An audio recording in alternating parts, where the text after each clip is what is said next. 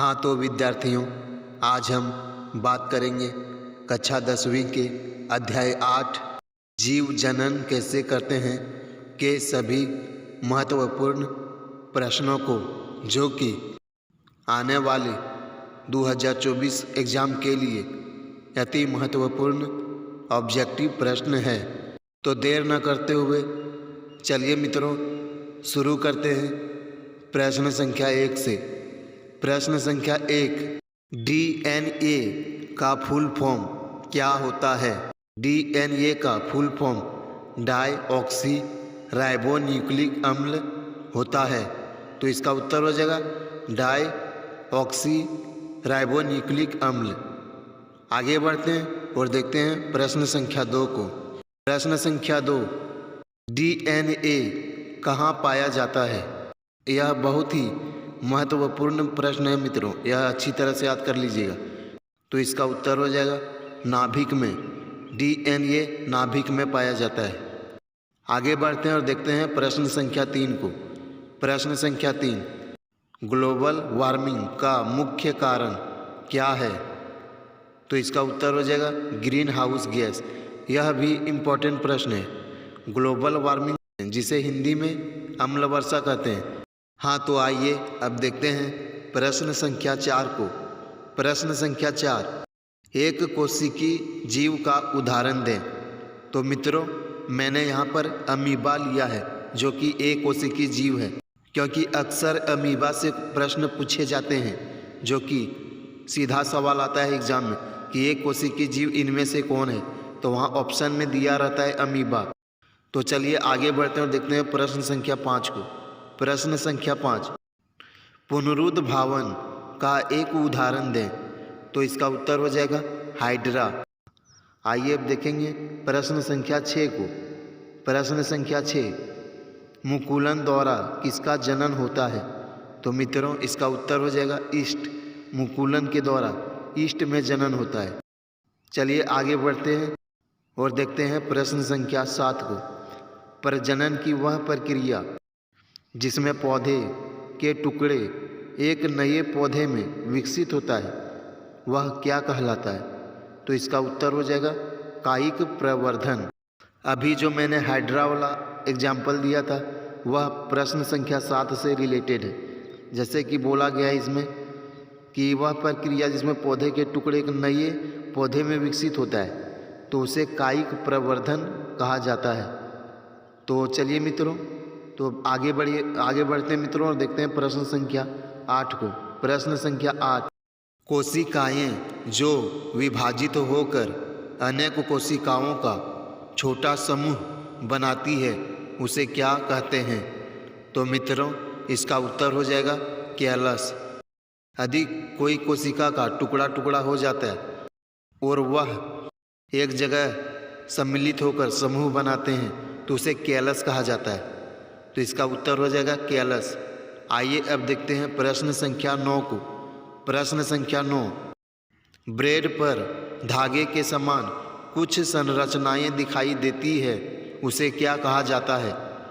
तो विद्यार्थियों इसका उत्तर हो जाएगा राइजोपस। उसे राइजोपस कहा जाता है। आइए अब देखते हैं प्रश्न संख्या 10 को। प्रश्न संख्या 10, किसमें अर्धसूत्री विभाजन और समसूत्री विभाजन दोनों शामिल होते हैं? तो विद्यार्थियों इसका उत्तर हो जाएगा लैंगिक जनन। लैंगिक जनन में अर्धसूत्री और समसूत्री दोनों प्रकार के विभाजन सम्मिलित हैं। तो विद्यार्थियों चलिए अब आगे बढ़ते हैं और देखते हैं प्रश्न संख्या 11 को। आवृतबीजी, जिसे एंजियोस्पर्म कहा जाता है, के जननांग कहाँ अवस्थित होते हैं? इसमें पूछा गया है कि आवृतबीजी के जननांग कहाँ अवस्थित होते हैं। तो इसका उत्तर हो जाएगा पुष्प में। उसका जननांग जो है सो पुष्प पर अवस्थित होते हैं। तो इसका उत्तर हो जाएगा पुष्प में। आइए आगे बढ़ते हैं और देखते हैं प्रश्न संख्या 12 को। प्रश्न संख्या 12, जब पुष्प में पुंकेसर अथवा स्त्री केसर में से कोई एक जननांग उपस्थित होती है तो उसे क्या कहा जाता है? तो इसका उत्तर हो जाएगा एक लिंगी, उसे एक लिंगी कहा जाता है। आइए अब देखते हैं प्रश्न संख्या 13 को। प्रश्न संख्या 13, जब पुष्प में पुंकेसर अथवा स्त्री केसर दोनों शामिल होते हैं तो उसे क्या कहा जाता है? तो इसका उत्तर हो जाएगा उभयलिंगी, उसे उभयलिंगी कहा जाता है। आइए अब देखते हैं प्रश्न संख्या 14 को। प्रश्न संख्या 14, पुष्प का मादा जननांग क्या कहलाता है? तो मित्रों इसका उत्तर हो जाएगा स्त्री केसर। पुष्प का मादा जननांग स्त्री केसर कहलाता है। और यह इम्पॉर्टेंट क्वेश्चन है, इसमें मार्क कर लीजिए और यह प्रश्न अच्छी तरह से याद कर लीजिएगा। आइए अब आगे बढ़ते हैं और देखते हैं प्रश्न संख्या 15 को। प्रश्न संख्या 15, बीजांड में अंड कोशिका होती है, वह कहाँ पाया जाता है? इसका उत्तर हो जाएगा अंडाशय में। सभी अंड कोशिका अंडाशय में पाया जाता है। आइए अब देखते हैं प्रश्न संख्या 16 को। प्रश्न संख्या 16, मनुष्य में किस प्रकार जनन होता है? तो यह भी इम्पॉर्टेंट प्रश्न है।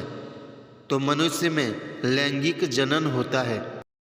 इसका उत्तर हो जाएगा लैंगिक जनन। आइए अब देखते हैं प्रश्न संख्या 17 को। प्रश्न संख्या 17, भ्रूण का निर्माण कहाँ होता है? तो यह भी अच्छा क्वेश्चन है। भ्रूण का निर्माण गर्भाशय में होता है, तो इसका उत्तर हो जाएगा गर्भाशय। आइए अब देखते हैं प्रश्न संख्या 18 को। प्रश्न संख्या 18, पादपों में भ्रूण का निर्माण कहाँ होता है? हाँ तो विद्यार्थियों इसका उत्तर हो जाएगा बीजांड। पादपों में भ्रूण का निर्माण बीजांड में होता है। आइए अब देखते हैं प्रश्न संख्या 19 को। प्रश्न संख्या 19, नर जनन कोशिका अथवा शुक्राणु का निर्माण कहाँ होता है? तो इसका उत्तर हो जाएगा वृषण में। प्रश्न संख्या 20, शुक्राणु सूक्ष्म संरचनाएं होती है जिनमें मुख्यतः क्या पाया जाता है? तो यह बहुत ही कॉमन सवाल है जिसका आंसर सभी को आनी चाहिए। इसका उत्तर हो जाएगा आनुवांशिक पदार्थ। प्रश्न संख्या 21, मादा जनन कोशिकाओं अथवा अंड कोशिका का निर्माण कहाँ होता है? तो विद्यार्थियों इसका उत्तर हो जाएगा अंडाशय। मादा जनन कोशिका और अंड कोशिका का निर्माण अंडाशय में होता है। आइए अब देखते हैं प्रश्न संख्या 22 को। प्रश्न संख्या 22, भ्रूण को माँ के रुधिर से ही पोषण मिलता है, इसके लिए कौन सी विशेष संरचना होती है? तो यह बहुत ही इम्पोर्टेंट प्रश्न है। इसका उत्तर हो जाएगा प्लेसेंटा। इसमें जो संरचना बनी होती है वह प्लेसेंटा कहलाती है। आइए अब देखते हैं प्रश्न संख्या 23 को। प्रश्न संख्या 23, अंडाशय से प्रत्येक माह कितने अंडे का मोचन होता है? तो इसका उत्तर हो जाएगा एक। मात्र एक अंडे का मोचन होता है अंडाशय से प्रत्येक माह। आइए अब देखते हैं प्रश्न संख्या 24 को। प्रश्न संख्या 24, ऋतुस्राव अथवा रजोधर्म की अवधि लगभग कितने दिनों तक की होती है? तो विद्यार्थियों इसका उत्तर हो जाएगा 2 से 8 दिनों तक।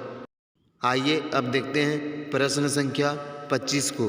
प्रश्न संख्या 25, मुकुलन द्वारा किस प्रकार जनन होती है? तो इसका उत्तर हो जाएगा अलैंगिक जनन।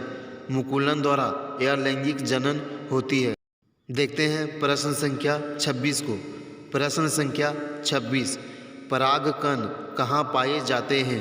तो इसका उत्तर हो जाएगा परागकोश में। परागकण परागकोश में पाए जाते हैं।